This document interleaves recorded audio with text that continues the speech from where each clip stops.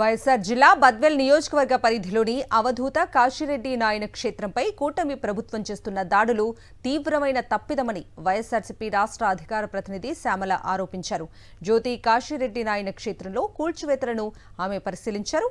అన్ని దానాల్లోకి అన్నదానం గొప్పదని, అలాంటి నిత్య అన్నదానం చేసే సత్రాన్ని కూల్చివేయటం దారుణమన్నారు. ఈ క్షేత్రం ప్రధాన కేంద్రంగా 600 ఆశ్రమాలు నడుస్తున్నాయని గుర్తు చేశారు. హిందూ ధర్మాన్ని పరిరక్షిస్తానన్న పిఠాపురం పీఠాధిపతి దీనిపై ఎందుకు నోరు తెరవటం లేదని విమర్శించారు.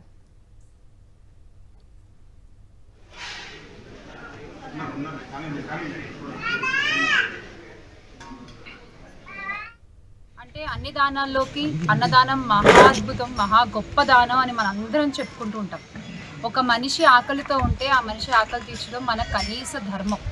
ఆ ధర్మాన్ని గుర్తెరిగి ఆ ధర్మాన్ని ప్రజల్లోకి ప్రజెంటేలా చేసి అన్నదానం యొక్క గొప్పతనాన్ని ప్రతి ఒక్కరికి తెలిసేలా చేసినటువంటి కాశీనాయన క్షేత్రం పైన ఈ రోజు ఇలా దాడులు చేయడం మాత్రం తగినది కాదు అనేది నా అభిప్రాయం.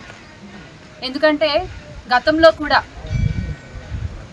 నేతలందరూ కూడా ఈ అటవీ భూముల్ని మినహాయించాలని చెప్పి ప్రయత్నించారు, కానీ కూల్చివేతల వరకు కూడా తీసుకురాలేదు ఎప్పుడు.